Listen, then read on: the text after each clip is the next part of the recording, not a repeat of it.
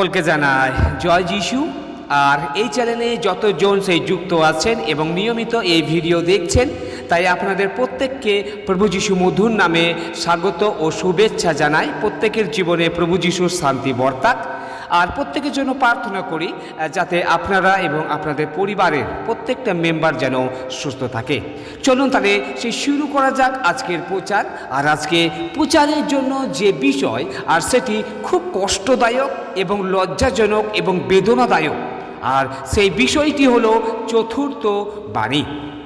আর চতুর্থ বাণী, আর যদি আমরা বাইবেল থেকে সর্বপ্রথমে দেখি মথি লিখিত সুসমাচার তার 27 অধ্যায় 46 পদ, আর সেখানে এই রূপ লেখা রয়েছে, আর 9 ঘটিকার সময় যিশু উচ্চস্বরে চিৎকার করিয়া ডাকিয়া কহিলেন, এলি এলি লামা সাবাক্তানি, অর্থাৎ ঈশ্বর আমার তুমি কেন আমায় পরিত্যাগ করিয়াছ। এটা এমন একটা বাণী, আর যেটার ব্যাখ্যা খুব কঠিন, খুব সহজ এটা নয়। এটা ব্যাখ্যা অতি কঠিন রয়েছে। আর এটা বুঝতে গেলে আপনাকে অবশ্যই শুধু কান দিয়ে নয়, অবশ্যই মন ও প্রাণ ও আত্মা দিয়ে আপনাকে এটি শোনা দরকার রয়েছে। সর্বপ্রথমে জানতে হবে যে বাইবেল এই বিষয়ে কি বলে। আর একটু আগে যেটি আমরা পাঠ করেছি, সে মথি লিখিত সুসমাচার তার 27 অধ্যায় 46 পদ, আর সেইখানে এই রূপ লেখা রয়েছে, আর 9 ঘটিকার সময় যিশু উচ্চস্বরে চিৎকার করিয়া ডাকিয়া কইলেন, এলি এলি লামা সাবাক্তানি। এটা একটা হিব্রু ভাষা। আর এর যদি বাংলা অর্থ যদি আমরা দেখি, আর সেটি হলো যে ঈশ্বর আমার তুমি কেন আমায় পরিত্যাগ করিয়াছ। এই কথাটি প্রভু যিশু কোন সময় বলেছিলেন? আর বাইবেল থেকে আমরা সেটি স্পষ্ট আমরা দেখতে পাই। সেই যিশুকে যখন ক্রুশের মধ্যে দেওয়া হয়েছিল, যিশু যখন সেই ক্রুশে কাতর যন্ত্রণা তিনি ভোগ করছিলেন, যিশু যখন ঝুলন্ত অবস্থায় রয়েছেন সেই রক্তাক্ত দেহতে, আর সে ঘড়ির কাঁটা সেই সময় ঠিক সন্ধে 6টার সময়, আর তিনি সেই সময় চিৎকার করে এই কথাটি বলছিলেন, ঈশ্বর আমার তুমি কেন আমায় পরিত্যাগ করিয়াছ। এই বাণীটিকে নিয়ে অনেক দ্বন্দ্ব রয়েছে।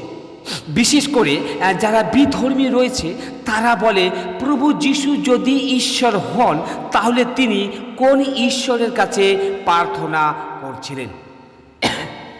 তাই তারা বলে যে যিশু অন্যান্য মহাপুরুষদের মতনই একজন মহাপুরুষ। প্রিয় ভাই বোন, এই কথাটি তাদের কতটা সত্য ও কতটা মিথ্যা সেটা আমাদের বাইবেল প্রমাণ দেয়। আর যদি আমরা বাইবেল থেকে দেখি, সেই যোহন তার 14 অধ্যায় 6 পদ, প্রকাশিত বাক্য 1 অধ্যায় 6 পদ, প্রকাশিত বাক্য 1 অধ্যায় 8 পদ, সেখানে আমরা পরিষ্কারভাবে দেখতে পাই যে যিশু একজন মানব দেহে ঈশ্বর। আমরা বাইবেলে আরও অনেক জায়গায় আমরা প্রমাণ পাই যে যিশু হলেন যে ওয়ার্ড অফ গড, বাক্যই ঈশ্বর। আমরা যদি দেখি যে অন্যান্য সেই মহাপুরুষদের জীবন, আর অন্যান্য মহাপুরুষদের জীবন আমরা দেখতে পাই যে তারা এই জগতে এসেছে এবং তারা একটা কোন সংসারের সঙ্গে তারা যুক্ত হয়েছে। তারা এই জগতে জাগতিকভাবে তারা একটা জীবনযাপন করেছে। তারা সময়ে পাপ কাজও তারা করেছে, যেহেতু তারা জাগতিকভাবে জীবনযাপন করেছিলেন, আর সেই জন্যই তারা পাপও করেছে। কিন্তু অন্যান্য মহাপুরুষেরা তারা নিজে মুখে স্বীকারও করেছেন যে যিশু একজন সাধারণ নন। যিশুর যদি আমরা সেই জন্ম যদি দেখি, আর সেটা কোনো একটা সাধারণ একজন মহাপুরুষের মতন তার জন্ম হয়নি, সেটাও একটা অলৌকিক ঘটনা, একটা সেটা আমরা দেখতে পাই।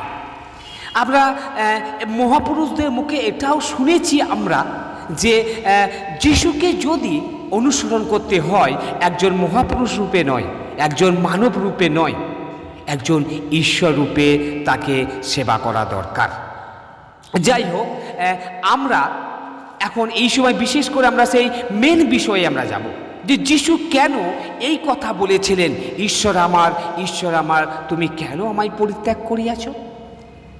আমরা যদি একটু বাইবেলের ইতিহাস দেখি আর সেইখান থেকে আমরা একটু পরিষ্কারভাবে জানতে পারি যে জিহুদার সময়ে যদি দেখি যে ক্রুশ ছিল তাদের জন্যই, যে যারা পাপ করত তাদেরকে ক্রুশে সাজা দেয়া হতো, ক্রুশে তাদের মৃত্যুদণ্ড দেয়া হতো।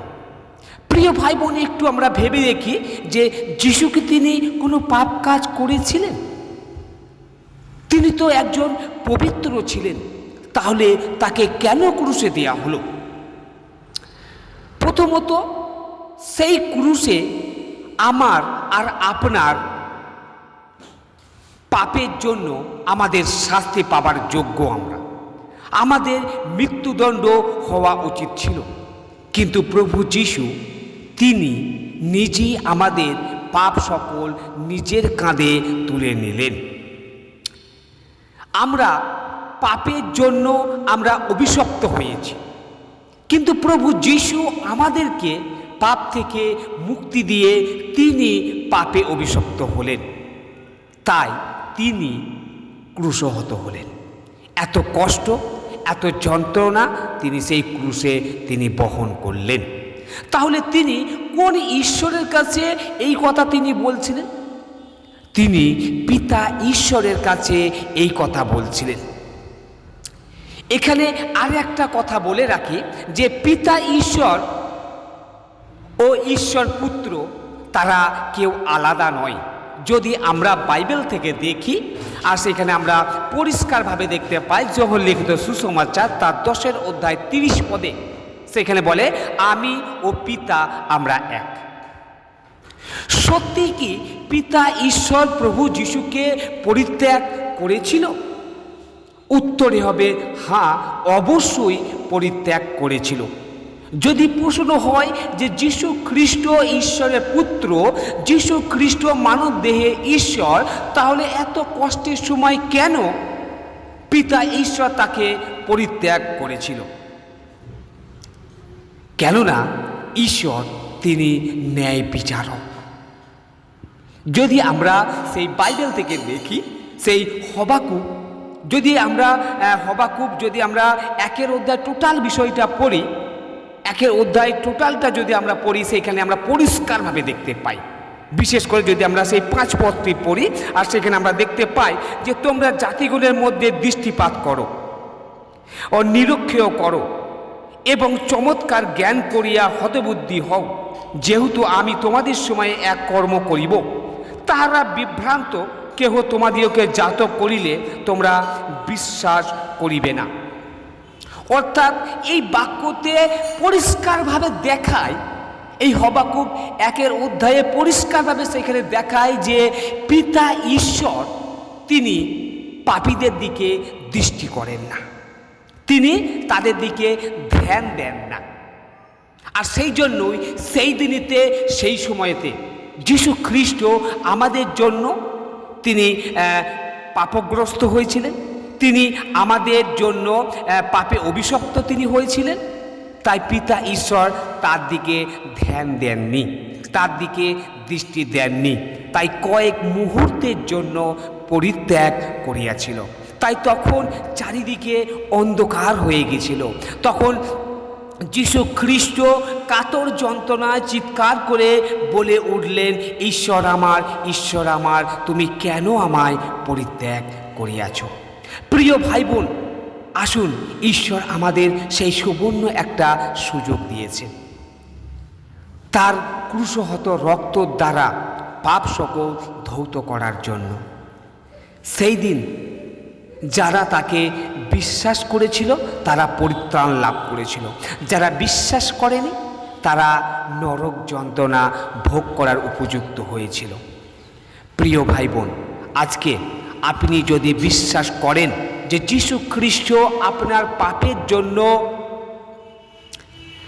এত কষ্ট, এত যন্ত্রণা, এত ব্যথা তিনি সহ্য করেছেন, আপনি যদি বিশ্বাস করেন তাহলে আজ আপনিও মুক্তি পাবেন, আপনিও উদ্ধার পাবেন। ঈশ্বর এই পবিত্র বাক্য দ্বারা আমাদের প্রত্যেককে আশীর্বাদ করুক। আমেন। জয়।